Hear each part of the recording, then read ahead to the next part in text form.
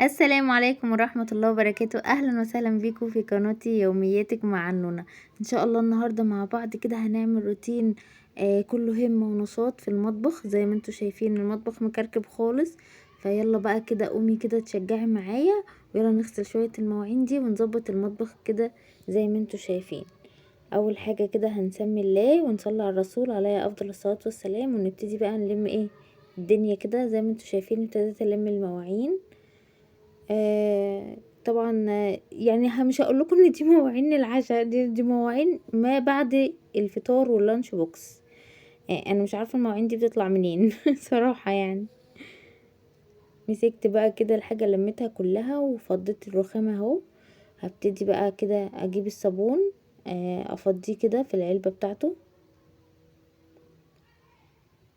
هنا كنت بمسح الرخامه. بعد كده بقى زي ما انتوا شايفين انا عندي كده الجراكن بتاعت البرسيل اللي هو اوكسجيل ده، بخليها بصراحة. انا مش برميها، يعني اي حاجة ممكن استفاد منها بخليها. عندي كذا واحد بفضي فيه الصابون، اللي بفضي فيه الديتول. كده يعني اي حاجة عايزة افضي فيها بفضي فيها. خلاص كده بعد ما فضيته بقى هبتدي بقى اجيب الليفة بتاعتي وندعك بقى وايه اهو. ولا يهمنا ساقعة ولا يهمنا اي حاجة، شغالين شتاء او شغالين صيف. المطبخ الصراحة كان محتاج الطلعة دي يعني. فانا قلت لا، لازم بقى اقوم كده، وكفاية بقى كسل، احنا لسه يعني يعتبر في اول الشتاء، فمش هنكسل من اولها يعني. اهو ابتديت بقى خلاص كده خلصت. قبل ما اغسل اي طبق وكده انا بحب ان انا انضف اول حاجة الرخامة. لازم اخلي الرخامة ورايا نظيفة وما فيهاش اي حاجة. حطيت بقى كده التوابل ورحت حاطة كمان الفوطة.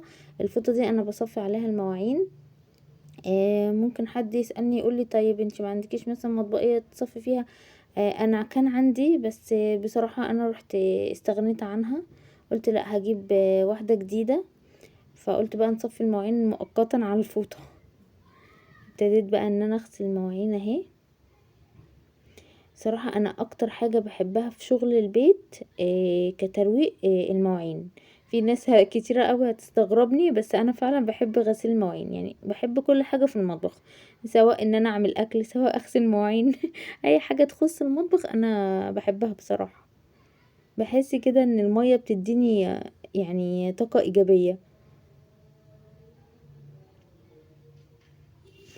وعايزه اقول لكم بقى ان انتوا ما تنسونيش ان شاء الله في اللايك والشير وسبسكرايب في القناه، وفعلوا كمان زر الجرس عشان يوصلكوا كل جديد انا بنزله اهو. ابتديت بقى ان انا اشطف كده شويه بشويه، اغسل شويه واشطف شويه. لو عايزين بقى تعرضوا عليا في الكومنتات مشكله نتكلم فيها، اي حاجه يا ريت تكتبولي. ويا ريت كمان تكتبولي كومنت حلو على الفيديو لو عجبكم. ما تنسونيش بقى في الكومنتات، واهم حاجه الاشتراك. مسكت بقى اللي هي علقة السكاكين والمقص وكده.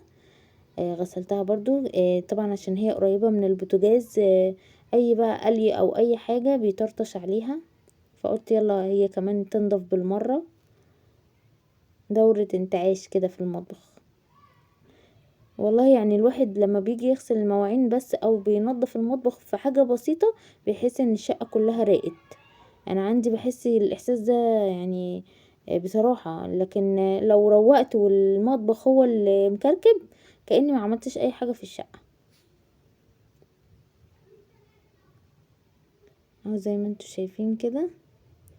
المواعين ما كانتش كتير قوي، بس قلت يلا نشجع بعضنا كده ونعملها مع بعض.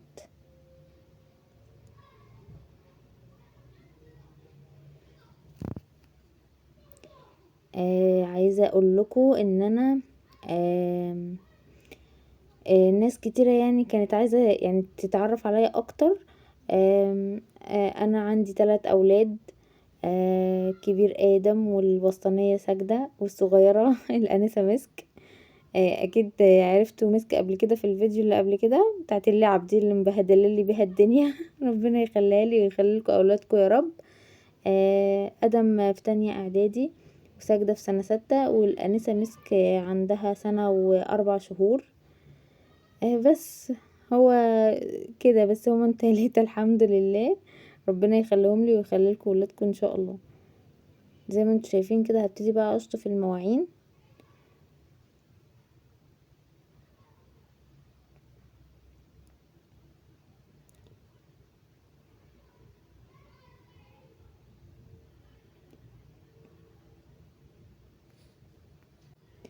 لو عايزين بقى افكار مثلا، نقول لبعض هنعمل اكل ايه النهارده، لان بصراحه السؤال ده مش قادره اقول لكم قد ايه قد ايه اول ما بصحى بتساله.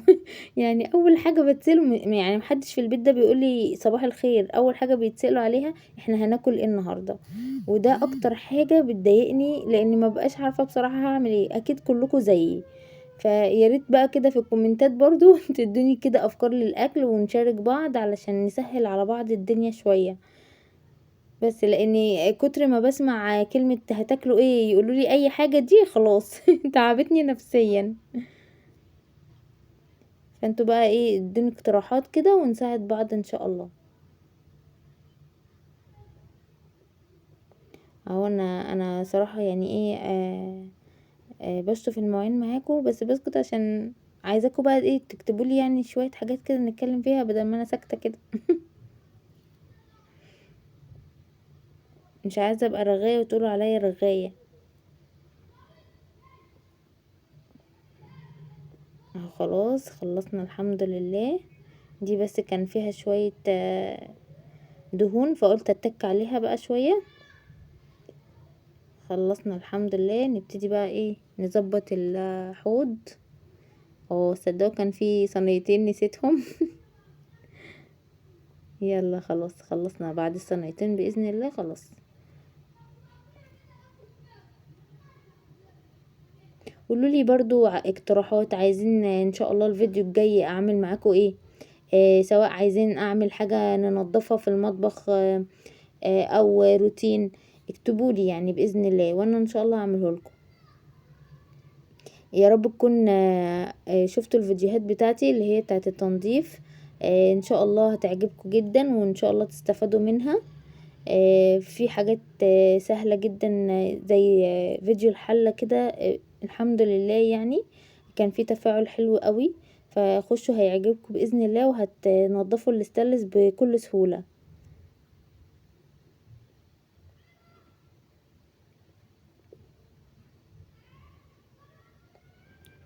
كده تمام انا خلصت. هبتدي بقى كده يلا ايه نشطف كده المعالق من بره ومن جوه، ونغسل الحوض. والله الواحد لما بيشتغل كده سواء في الشتاء يعني ما بيحسش خالص بأي سقعة، حتى لو هو شغال بمية ساقعة يعني تحس ان جسم الواحد ما بيحسش بالسقعة.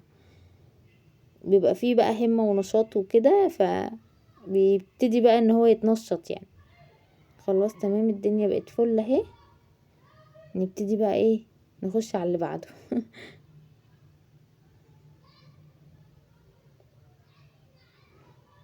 يا رب بس يكون فيديوهاتي بتعجبكم واكون خفيفة عليكم كده وان شاء الله محتواي يعجبكم باذن الله.